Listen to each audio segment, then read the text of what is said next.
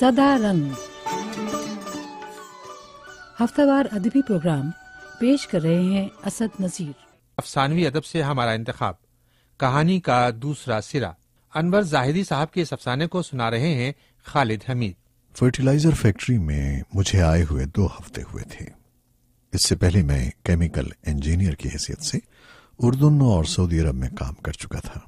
उस फैक्ट्री में जो दिन रात शिफ्टों में काम करती थी, मेरा तकर्रुर चीफ केमिकल इंजीनियर के बतौर हुआ था। बीवी बच्चों के न आने की वजह से फिलहाल शहर से 20 मील दूर दरख्तों में घिरी हुई फैक्ट्री के रेस्ट हाउस में कयाम था। दोपहर 3 बजे दफ्तर से फारिग होकर मैं वापस रेस्ट हाउस पहुंच जाता। बाकी तमाम अफसरान भी 4 बजे तक अपने अपने फराइज से फारिग होकर घरों को पहुंचते और कोई 5 बजे से फैक्ट्री के ऑफिसर क्लब में जमा होने लगते, जहां डिनर के वक्त तक सब लोग अपनी अपनी टोलियों में बटे अपने अपने मशागल में मसरूफ रहते। बाकी दूसरे अफसर जो ऑफिसर क्लब में मुल्हिक रेस्ट हाउस में ठहरे हुए थे, गई रात तक क्लब में जमा रहते। ऑफिसर क्लब फैक्ट्री की कॉलोनी के नजदीक ही एक बड़े कतई जमीन पर बनी हुई वसी इमारत में था, जिसमें तकरीबन सारे ही आउटडोर और इंडोर खेलों का इंतजाम था।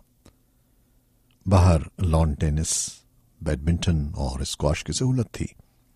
क्लब की पुश्त पर वसी कवर्ड स्विमिंग पूल था, जिसमें दिन का समा करती हुई रोशनियों की मौजूदगी में मौसम के मुताबिक पानी को ठंडा और गर्म करने के इंतजाम थे। क्लब के हॉल में बिलियर्ड, टेबल टेनिस, शतरंज, कैरम बोर्ड और ताश खेलने के साथ साथ एक बुक कॉर्नर भी मौजूद था, जहां मुख्तलिफ मौज़ूआत पर दुनिया भर की किताबों के अलावा कौमी और बैनुल-अक़वामी रसाइल और उर्दू और अंग्रेजी के अखबारात भी मुनासिब तादाद में मौजूद रहते। अलबत्ता वो जिन्हें खेल कूद से कोई दिलचस्पी न होती, वो टेलीविजन देखते और म्यूजिक सिस्टम से इस्तिफादा करते या फिर चाय कॉफी पीते हुए खुशगप्पियों में मशगूल हो जाते। यही दास्तान सुनाने वालों का एक गिरोह था, जिनकी वजह से किसी शाम को किस्सा कहानी का दौर चल पड़ता। ये शायद मेरे कबील के लोग थे या फिर अलग थलग रहने के बाइस, चूंकि सुनना मेरा महबूब मशगला रहा था, मैं खुद को उनमें से एक समझता था। आज शाम जब मैं क्लब पहुंचा तो दास्तान सुनाने वालों की टुकड़ी अभी जमा न हुई थी। मैं बिलियर्ड खेलने लगा। तभी पहली बार फैक्ट्री के डॉक्टर साहब से मेरी मुलाकात हुई। जाज़िब नजर और खुशगुफ्तार तो वो थे ही। मेरी तरफ देखकर मुस्कुराते हुए बोले। जवाब में कुछ न कह सका, हालांकि मैं खुद चाहता था कि कभी उनसे खुलकर बातचीत हो। डॉक्टर साहब, हो जाए फिर जिक्र उस परिवश का। किसी ने हॉल में दाखिल होते हुए नारा लगाया और डॉक्टर साहब बिलियर्ड टेबल छोड़कर अपने गिरोह की तरफ चले गए।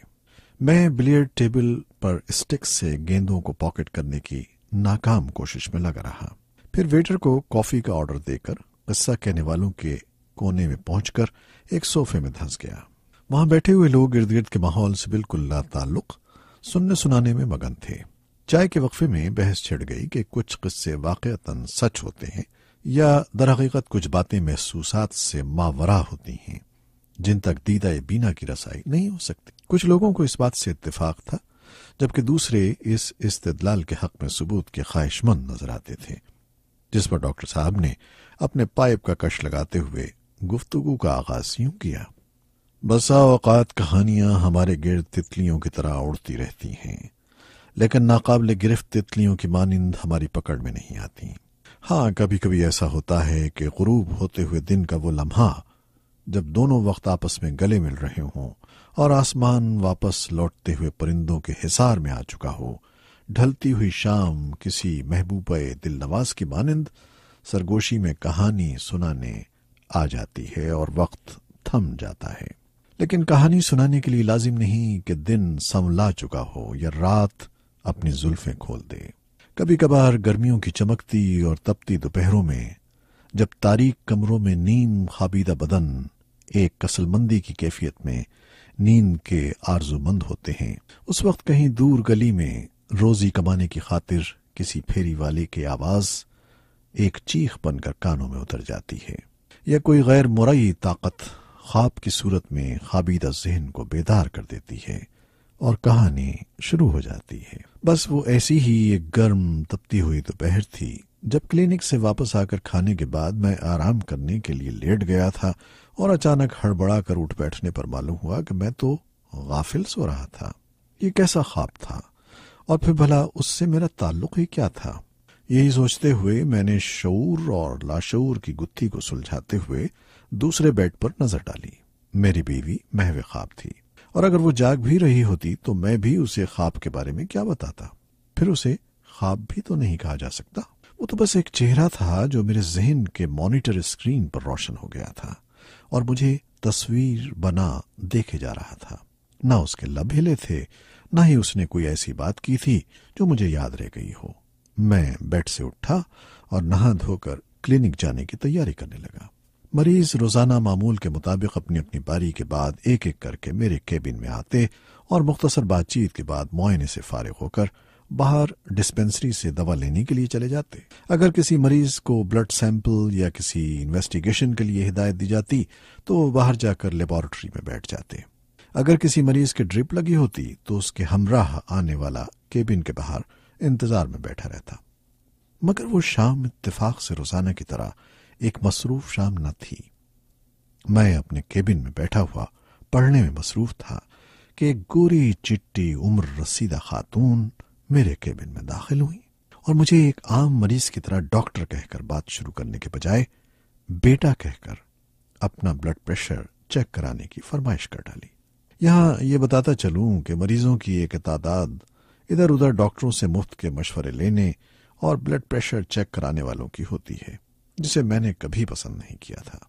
لیکن ان خاتون کا مجھے ڈاکٹر کہنے کے بجائے بیٹا کہہ کر گفتگو کی ابتدا کرنا کچھ ایسا عجیب لگا کہ میں نہ صرف انہیں انکار نہ کر سکا بلکہ خصوصی توجہ کے ساتھ ان سے مخاطب ہوا۔ آپ آج کل کس ڈاکٹر کے علاج میں ہیں؟ میرے سوال کے جواب میں خاتون نے پروفیسر یوسف کا نام لے کر میرے دل میں اپنے لیے ہمدردی کے ساتھ احترام کے جذبے کو بھی بیدار کر دیا تھا، کیونکہ پروفیسر میرے بے حد مشفق استادوں میں سے ایک تھے۔ میں نے ان کے نسخے کو پڑھا اور پھر ان کا بلڈ پریشر چیک کرنے لگا۔ جب میں نے بلڈ پریشر ایپریٹس پر پارے کو نیچے گرتا ہوا دیکھا تو اسٹیتھوسکوپ کو ان کے بازو پر رکھے ہوئے شریانوں میں دوڑتے ہوئے خون سے دل کی دھڑکنوں کا شمار کر رہا تھا، تو اس خاتون نے مجھ سے یہ سوال پوچھ کر میرے اپنے بلڈ پریشر کو آسمان پر پہنچا دیا۔ آپ بشیر ماڈلر سے تو واقف ہوں گے؟ کیا کہا آپ نے؟ بشیر ماڈلر؟ میں نے کانوں سے اسٹیتھوسکوپ کو تقریباً کھینچتے ہوئے پوچھا۔ یہ نام سن کر جیسے میرے جسم کے تمام رونگٹے کھڑے ہو گئے تھے۔ بیٹا، بشیر ماڈلر جو میڈیکل کالج کے ایناٹومی میوزیم میں کام کرتے تھے، ان خاتون نے اپنی طرف سے وضاحت کرتے ہوئے کہا۔ میں جو قصہ سنانے والوں سے دور ایک کونے میں بیٹھا ہوا یہ سب سن رہا تھا، ڈاکٹر صاحب کے منہ سے بشیر ماڈلر کا نام سن کر سکتے میں آ گیا تھا۔ ڈاکٹر صاحب نے کہانی کو آگے بڑھاتے ہوئے کہا، ان خاتون سے بشیر ماڈلر کا نام سن کر مجھے MBBS کا پہلا سال یاد آ گیا تھا، جب طلبہ کو پلاسٹر آف پیرس سے مختلف جسمانی اعضاء کے ماڈل بنانے کو کہا گیا تھا۔ میرے نام جگر کا ماڈل بنانے کا قرعہ فعال نکلا تھا۔ اس سلسلے میں دن میں کئی بار مجھے ایناٹومی میوزیم میں بشیر ماڈلر کے پاس جا کر بیٹھنا پڑتا۔ بشیر صاحب ایناٹومی میوزیم کے انچارج تھے۔ وہ سارا دن ایناٹومی میوزیم کے کونے میں واقع ایک گلاس کیبن میں بیٹھے یا تو انسانی اعضاء کے ماڈل بناتے اور انہیں درست کرنے میں مصروف نظر آتے، یا پھر میوزیم میں رکھی الماریوں میں گلاس کی بڑی بڑی بوتلوں اور جاروں میں سجے انسانی جسم کے مختلف اعضاء کی ترتیب اور صفائی میں گم رہتے۔ بشیر صاحب بے حد کم گو انسان تھے۔ ان کے سر کے سارے بال سفید تھے اور وہ اپنی ناک کی پھرنگ پر موٹے موٹے شیشوں والی اینک لگائے میز پر روشن لیمپ کے نیچے بالکل ایک سائنسداں کی طرح اپنے کام میں منہمک کسی نہ کسی ماڈل کی اصلاح میں مشغول نظر آتے۔ ان کے کیبن میں پہنچتے ہی سانس میں پلاسٹر آف پیرس کی مہک داخل ہو جاتی۔ میں بھلا کیسے انہیں بھول سکتا تھا؟ لیکن فرسٹ ایئر پاس کرنے کے بعد ایناٹومی میوزیم جانا کبھی کبھار کی بات ہو گیا۔ آخری سال تک پہنچتے ہوئے سلسلہ تاوقتے کے باہر سے آنے والے کسی مہمان دوست کو ایناٹومی میوزیم دکھانا مقصود نہ ہوتا، قصہ پاری نہ بن گیا۔ اس طرح دوران تعلیم 5 برس کے عرصے میں بشیر صاحب سے میں زیادہ سے زیادہ 10-12 مرتبہ ملا ہوں گا، اور بس۔ MBBS پاس کیا اور اس کے بعد پریکٹس شروع ہوئے بھی 10 برس گزر چکے تھے۔ یعنی بشیر صاحب سے آخری ملاقات ہوئے بھی عرصہ ہو چلا تھا، مگر اس روز دوپہر کو سوتے خواب میں جو چہرہ دیکھ کر میں بیدار ہوا تھا وہ بشیر ماڈلر ہی کا تھا۔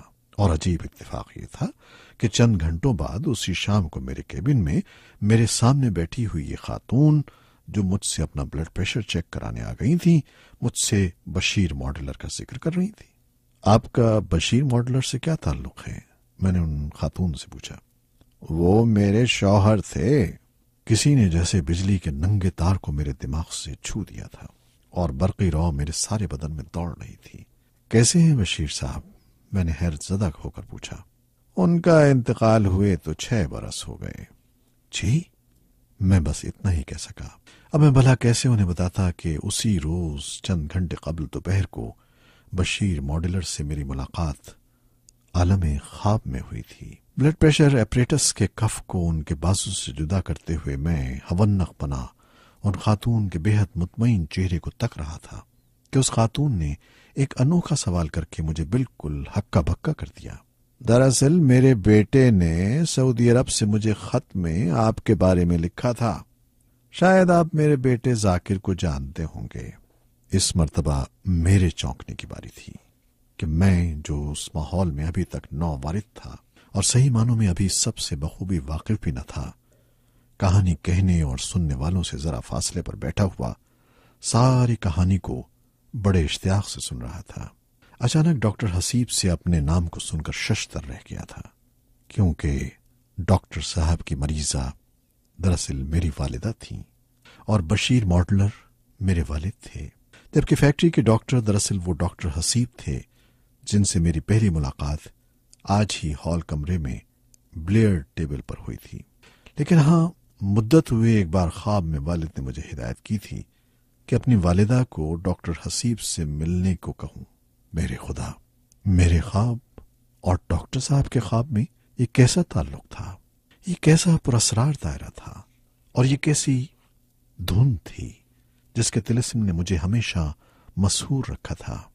آج تک میں خود کبھی اپنے خواب کو نہ سمجھ سکا تھا، اور آج اس خواب کو دیکھے ہوئے برسوں بعد اتفاقی طور پر یہاں ان لوگوں کے درمیان اس کہانی نے مجھ پر اسرار کی ایک نئی دنیا کے در وا کر دیے تھے۔ ڈاکٹر صاحب، آپ کو اس ضمن میں تحقیق کرنی چاہیے تھی۔ انجینئر احمد خان نے ہال میں پھیلے ہوئے سکوت کو توڑا۔ کتنا اچھا ہوتا اگر ان خاتون سے آپ کا تعلق دوبارہ قائم ہو سکتا۔ سننے والوں میں سے کسی اور صاحب نے، جو میرے لیے اجنبی تھے، بات کو آگے بڑھایا۔ وہ مریضہ ہی کبھی دوبارہ میرے پاس نہ آئیں۔ ہاں، اگر ان سے کبھی میری ایک اور ملاقات ہو جاتی تو ممکن ہے اس سلسلے میں کسی ثبوت کے فراہم ہونے کی کوئی سبیل بن جاتی۔ مجھے تو اب بھی بشیر ماڈلر اگر کبھی یاد آ جاتے ہیں تو میں ایک ناقابل بیان کیفیت سے دوچار ہو جاتا ہوں۔ ایک انجانا خوف میرے پورے وجود کو اپنی گرفت میں لے لیتا ہے، جس سے میں پسینے پسینے ہو جاتا ہوں۔ بظاہر ایک بے حد ہی مختصر اور واجبی سے تعلق کے باوجود یہ سارا سلسلہ آخر کس ماورائی رموز سے منسلک تھا؟ یہ سب ہمیشہ میری سمجھ سے بالاتر ہے۔ سامعین کہانی کے سحر میں گم تھے۔ ڈاکٹر حسیب کہانی سنا چکنے کے بعد اپنے پائپ میں تمباکو بھر رہے تھے، اور میں اس سوچ میں غلطاؤں پیچھا تھا کہ بشیر ماڈلر یعنی میرے والد کا میرے خواب میں دکھائی دینا تو منطقی لگتا ہے، لیکن ان کا ڈاکٹر حسیب کے خواب میں نظر آنا اور پھر اسی شام کچھ گھنٹوں کے وقفے کے بعد میری والدہ کا ڈاکٹر حسیب ہی کے کلینک میں پہنچ جانا، آخر یہ سب کیا تھا؟ کیا ہم اسے محض ایک اتفاق کہیں گے، یا پھر کوئی ایسا مابعد الطبیعاتی راز جو فی الحال ہماری سمجھ سے بالاتر ہے؟ کہانی کا ایک سرا میرے ہاتھ لگ گیا تھا، لیکن میں دوسرے سرے کی تلاش میں تھا۔ کہانی کا دوسرا سرا، انور زاہدی کا افسانہ خالد حمید سنا رہے تھے۔ اس کے ساتھ ہی ہمارے ادبی مجلے صدا رنگ کا وقت اپنے اختتام کو پہنچتا ہے۔ اجازت کا طالب ہوں وائس آف امریکہ واشنگٹن سے، میں ہوں اسد نذیر۔